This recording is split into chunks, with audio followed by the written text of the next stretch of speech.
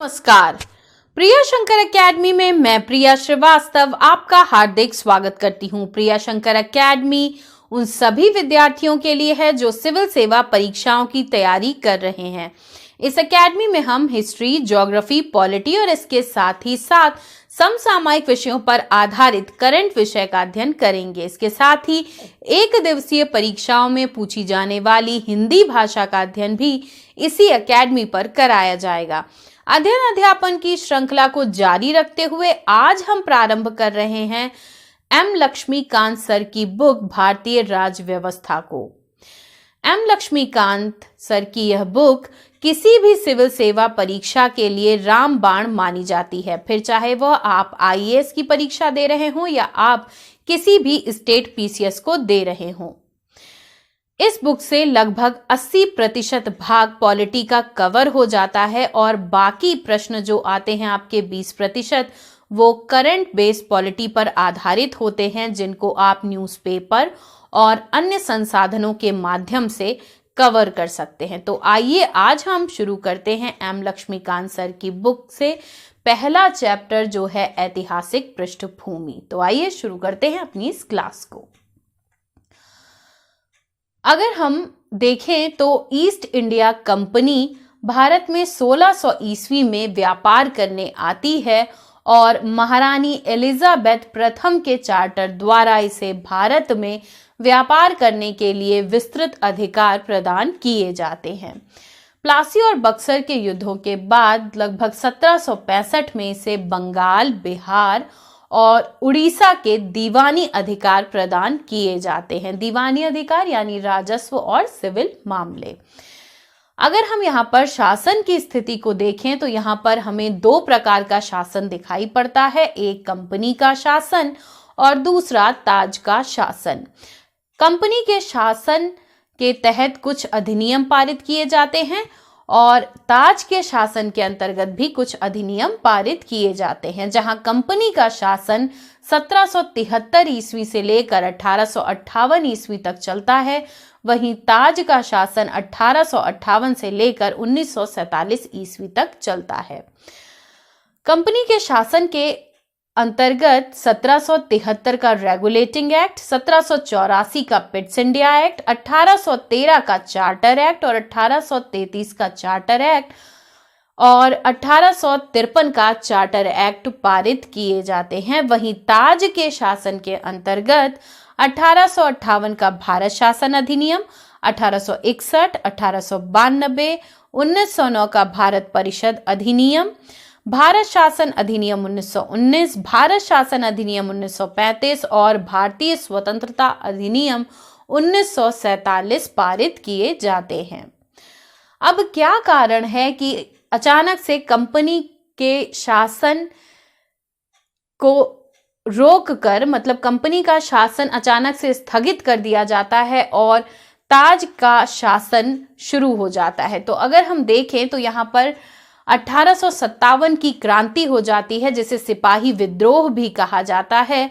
और इसके बाद अंग्रेजों को यह लगने लगता है कि अगर उन्हें भारत पर अपना अधिकार जमाए रखना है और भारत की सत्ता को अपने हाथ में रखना है, तो अब कंपनी के शासन के द्वारा नहीं बल्कि स्वयं सीधे अपनी सत्ता स्थापित करके ही भारत पर अधिकार किया जा सकता है। और इसीलिए वह कंपनी का शासन बंद करके अब सीधे ताज के शासन को शुरू करते हैं। और आज हम देखेंगे केवल कंपनी के शासन के अंतर्गत पारित होने वाले एक्ट के बारे में और इनकी विशेषताएं देखेंगे। इनके द्वारा किस प्रकार से नई नई व्यवस्थाएं आती हैं, किस प्रकार से धीरे धीरे अपना नियंत्रण भारत पर बढ़ाते जाते हैं, ये सारी चीजें हम देखेंगे। ठीक है, तो आइए शुरू करते हैं। सबसे पहले देखते हैं 1773 का रेगुलेटिंग एक्ट। तो रेगुलेटिंग एक्ट, तो अगर हम शब्द से ही देखें तो रेगुलेट माने होता है नियंत्रित करना। रेगुलेटर होता है ना, तो उससे क्या करते हैं, किसी भी चीज की स्पीड जो होती है या किसी भी चीज को हम कंट्रोल करते हैं। तो इसका काम भी यही था और यह ईआईसी यानी ईस्ट इंडिया कंपनी के कार्यों को नियंत्रित करने हेतु ब्रिटिश सरकार का पहला कदम था। तो ये ध्यान रखिएगा कि जो भी चीजें पहली बार हो रही हैं या किसी चीज की शुरुआत हो रही है या कोई योजना प्रारंभ हो रही है, तो ये चीजें बहुत ध्यान से पढ़नी है, क्योंकि ये एक तरीके से बहुत इम्पॉर्टेंट पॉइंट होते हैं, किसी भी चीज के बेसिक्स होते हैं। तो ये जो पहली बार चीजें होंगी वो आपको बहुत ध्यान से पढ़नी है। यही सारे क्वेश्चन आईएएस और पीसीएस के एग्जाम्स में पूछे जाते हैं कि कोई भी चीज पहली बार कब हुई है ना, क्योंकि ये किसी भी चीज का बेस होता है। तो जहां आपको पहली बार दिखे या फिर किसी चीज की शुरुआत दिखे या कोई चीज प्रारंभ हो रही है ये दिखे, तो उसको तुरंत कैच कर लीजिए कि ये बहुत इंपॉर्टेंट है। तो अब ये क्या है, ये EIC यानी ईस्ट इंडिया कंपनी के कार्यों को नियंत्रित करने हेतु ब्रिटिश सरकार का पहला कदम था। ठीक है, तो ये ध्यान रखिएगा। फिर उसके बाद क्या होता है, इसके तहत पहली बार, फिर इंपॉर्टेंट पॉइंट, कंपनी के प्रशासनिक और राजनीतिक कार्यों को मान्यता मिली। यानी आई तो थी 1600 ईस्वी में ईस्ट इंडिया कंपनी व्यापार करने, लेकिन 1773 के रेगुलेटिंग एक्ट के तहत अब इसे प्रशासनिक और राजनीतिक कार्यों को करने के लिए भी कह दिया गया है। यानी इन कार्यों को करने की भी अब छूट दे दी गई है और ये कार्य करने के लिए पूरी तरीके से अब मान्य है। ठीक है, इसकी विशेषताएं अगर हम देखें तो 5 पॉइंट्स हैं, एकदम रट लेने हैं। पहला है, बंगाल का गवर्नर अब बंगाल का गवर्नर जनरल बना दिया जाता है और ऐसे पहले गवर्नर होते हैं वॉरेन हेस्टिंग्स। तो एकदम रट लीजिएगा। फिर इसकी सहायता के लिए 4 सदस्यीय परिषद का भी गठन किया जाता है। ट्रिक के तौर पे अगर हम याद करें तो ऐसे कर सकते हैं कि BG यानी बंगाल का गवर्नर बराबर यानी अब है BGG यानी बंगाल का गवर्नर जनरल। तो BG is equal to BGG। और इसकी सहायता के लिए तो ये जो बड़े से हैं वो हैं हमारे गवर्नर साहब और ये जो बाकी 4 छोटे छोटे हैं ये हैं इनकी परिषद। तो एक तो BG is equal to BGG यानी बंगाल का गवर्नर अब बंगाल का गवर्नर जनरल है और इसकी सहायता के लिए 4 सदस्यीय परिषद बनाई जाती है। ठीक है, फिर इसके बाद मद्रास और बंबई के गवर्नर अब बंगाल के गवर्नर जनरल के अधीन हो गए। तो ये देखिए, ये हैं बंगाल के गवर्नर और इनके अधीन है मद्रास और बंबई के गवर्नर, इसलिए ये इतने खुश हैं। भाई जिसके अंडर में लोग काम करेंगे तो वो तो खुश ही होगा और जो अंडर में रहेगा वो उदास ही होगा। तो देखिए मद्रास और बंबई के गवर्नर कितने उदास हैं और कितने खुश हैं बंगाल के गवर्नर जनरल। ठीक है, तो ये कौन है, ये है हमारे वॉरेन हेस्टिंग्स। ठीक, फिर कलकत्ता में 1774 ईस्वी में इसी के तहत एक उच्चतम न्यायालय की स्थापना की जाती है जिसमें एक मुख्य न्यायाधीश और 3 अन्य न्यायाधीश थे। तो ये हैं आपके मुख्य न्यायाधीश और इनके अंडर में हैं 3 अन्य न्यायाधीश। ठीक है, अब इसी के तहत कंपनी के, ठीक है, ये था आपका तीसरा पॉइंट, ये है आपका चौथा पॉइंट कि इसी के तहत कंपनी के अधिकारी अब रिश्वत या उपहार नहीं लेंगे और कोई निजी व्यापार नहीं करेंगे। तो ये रिश्वत और उपहार नहीं लेने हैं और कोई निजी व्यापार भी नहीं करना है। 1773 के रेगुलेटिंग एक्ट के तहत ही COD कोर्ट ऑफ डायरेक्टर नामक निकाय बनाया जाता है जिसका कार्य ब्रिटिश सरकार को सभी नागरिक, सैन्य एवं राजस्व मामलों की जानकारी देना था। ठीक है, तो ये 5 काम इस एक्ट के तहत होते हैं। ठीक है, फिर इसके बाद आता है 1781 में एक्ट ऑफ सेटलमेंट, लेकिन उससे भी बहुत ज़्यादा हित अंग्रेज़ों के नहीं सध पाते हैं और फिर वो ले आते हैं 1784 का पिट्स इंडिया एक्ट। इसके तहत क्या होता है, तो इसके तहत कंपनी के वाणिज्यिक एवं राजनैतिक कार्यों को पृथक पृथक कर दिया जाता है। तो पिट्स इंडिया एक्ट तो याद करने के लिए आप ऐसे कह सकते हैं कि पीट पीट के अलग कर दिया किसको, वाणिज्यिक और राजनैतिक कार्यों को। ठीक है, पिट्स इंडिया तो पीटा समझिए, है ना, और पीट पीट के क्या किया, अलग कर दिया, पृथक पृथक कर दिया। किसे? वाणिज्यिक और राजनीतिक कार्यों को।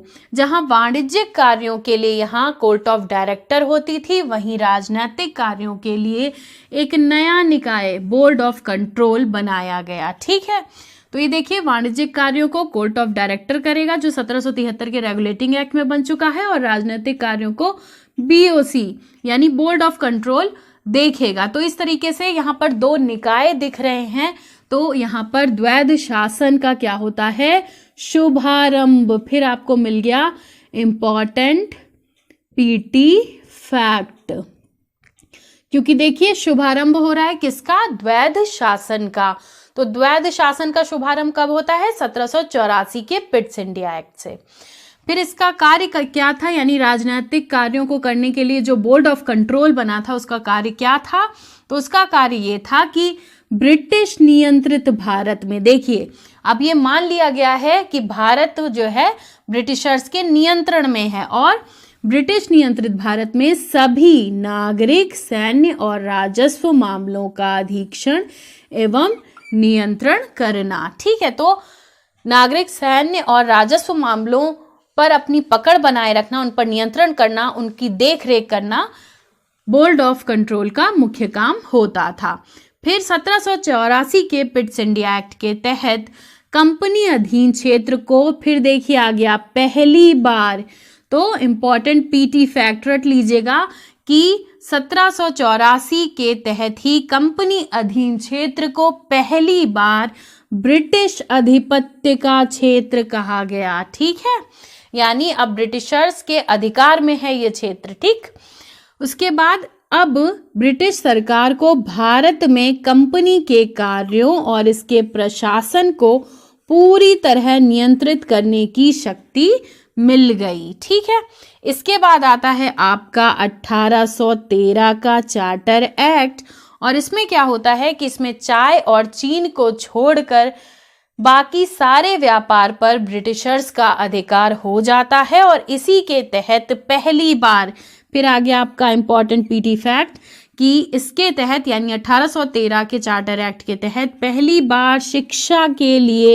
1 लाख रुपए का अनुदान दिया गया। ठीक है, फिर इसके तहत भारत में ईसाई धर्म के प्रचार और प्रसार की भी अनुमति दे दी गई। ठीक है, फिर आता है आपका 1833 का चार्टर एक्ट, और इसमें क्या होता है कि अब इसमें बंगाल का गवर्नर जो था, यानी अब जो पहले बंगाल का गवर्नर जनरल था वह भारत का गवर्नर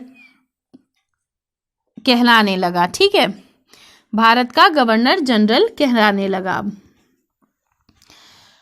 और इसके तहत जो पहले भारत के गवर्नर जनरल बनते हैं वो होते हैं लॉर्ड विलियम बेंटिक। तो बंगाल का गवर्नर जनरल अब भारत का गवर्नर जनरल बन जाता है। ठीक है, भारत का गवर्नर जनरल, और ऐसे पहले गवर्नर जनरल हैं लॉर्ड विलियम बेंटिक, और इसके तहत गवर्नर में सभी नागरिक, सैन्य और राजस्व शक्तियां निहित हो जाती हैं। यानी अब गवर्नर को ये पूरा अधिकार है कि वह नागरिक, सैन्य और राजस्व मामलों को देखे। फिर 1833 के चार्टर एक्ट के तहत और क्या क्या होता है? तो इसके तहत मद्रास और बंबई के गवर्नरों को विधायकी शक्तियों से वंचित कर दिया जाता है। यानी अब जो मद्रास है और जो बंबई है उसके गवर्नरों से अब विधायी शक्तियां यानी कानून बनाने की भी शक्तियां इनसे ले ली जाती हैं। ठीक है, फिर और क्या होता है? इसमें पहले बने कानून को नियामक कानून और नए बने कानूनों को एक्ट कहा जाता है। ठीक है, अब EIC यानी ईस्ट इंडिया कंपनी व्यापारिक निकाय ना बनकर प्रशासनिक निकाय बन गई। यानी अब जो ईस्ट इंडिया कंपनी थी वो व्यापार कम करती थी बल्कि प्रशासनिक दखल उसका ज्यादा होता था, इसलिए वह प्रशासनिक निकाय के रूप में उभर कर आती है। 1833 के चार्टर एक्ट में सिविल सेवकों की भर्ती के लिए भी खुली प्रतियोगिता की बात की जाती है, लेकिन कोर्ट ऑफ डायरेक्टर इसका इतना विरोध करते हैं कि ऐसा नहीं हो पाता है और यह योजना ठंडे बस्ते में चली जाती है। फिर आपका आता है 1853 का चार्टर एक्ट, और इसमें पहली बार, देखिए इंपॉर्टेंट फैक्ट, कि इसमें पहली बार गवर्नर जनरल की परिषद के विधायी और प्रशासनिक कार्यों को अलग अलग कर दिया गया और गवर्नर जनरल हेतु नई विधान परिषद का गठन किया गया, जिसमें 6 नए पार्षद जोड़े गए और इसे क्या कहा जाता है? केंद्रीय विधान परिषद, यहाँ पर इसे कहा जाता है। इसने एक प्रकार से छोटी संसद के रूप में कार्य किया, क्योंकि हम सभी जानते हैं कि संसदीय प्रणाली जो है ब्रिटेन से ली गई है और चूंकि उस समय ब्रिटेन ही भारत पर शासन कर रहा था तो वो अपने ही शासन प्रणाली को लाएगा ना। तो अगर हम देखें तो यहाँ पर हमें एक छोटी संसद का रूप दिखाई पड़ता है। फिर इस एक्ट के तहत केंद्रीय विधान परिषद में स्थानीय प्रतिनिधित्व प्रारंभ किया गया। फिर आ गया आपका प्रारंभ, यानी नई चीज शुरू हो रही है। क्या? स्थानीय प्रतिनिधित्व अब दिया जाएगा केंद्रीय विधान परिषद में। ठीक है, इसमें 6 में से 4 का चुनाव, यानी जो 6 में से 4 सदस्य हैं उनका चुनाव बंगाल, बंबई, मद्रास और आगरा की प्रेसिडेंसियों से किया जाता था। ठीक है, 1853 के चार्टर एक्ट के तहत ही सिविल सेवकों की भर्ती हेतु खुली प्रतियोगिता प्रारंभ होती है। फिर देखिए, याद रखिएगा कि खुली प्रतियोगिता कब प्रारंभ हुई सिविल सेवकों की भर्ती के लिए? तो 1853 के चार्टर एक्ट में, और इसी के तहत 1854 में मैकाले समिति का गठन होता है। तो ये बात ध्यान रखिएगा कि 1854 ईस्वी में मैकाले समिति सिविल सेवकों की भर्ती के लिए जो है नियुक्त की जाती है या मैकाले समिति बैठती है। ठीक है, तो ये हमने देखे कंपनी के शासन के तहत पारित होने वाले एक्ट। अब एक प्रश्न पूछा जाता है तो यह जिनका इतिहास ऑप्शनल है उन लोगों का यह प्रश्न है, लेकिन हम सभी चूंकि इतिहास को भी बहुत गहन रूप से पढ़ते हैं जब हम सिविल की तैयारी करते हैं और पॉलिटी को भी हम बहुत अच्छी तरीके से पढ़ते हैं, तो ऐसे में किसी भी इंटरव्यू में आपसे बहुत आराम से ये प्रश्न पूछा जा सकता है एक कॉमन प्रश्न के रूप में कि अंग्रेजों ने भारत को बेखबरी के दौर में जीता, स्पष्ट कीजिए। यानी जब भी आप इंटरव्यू जाएंगे तो हो सकता है कि आपसे एग्जामिनर पूछ ले कि भाई ये बताओ कि तुम्हें क्या लगता है कि जब अंग्रेज भारत पर आते हैं व्यापार करने भारत में, तो उसके बाद क्या होता है कि ये बेखबरी के दौर में ही यहाँ पर शासन करने लग जाते हैं और भारत को अपना उपनिवेश बना लेते हैं। तो अगर हम देखें तो जो ब्रिटिश इतिहासकार हैं वो ये कहते हैं कि हाँ भाई, हम तो व्यापार करने आए थे और कब व्यापार करते करते हम शासन और सत्ता में घुस गए, हमें पता ही नहीं चला।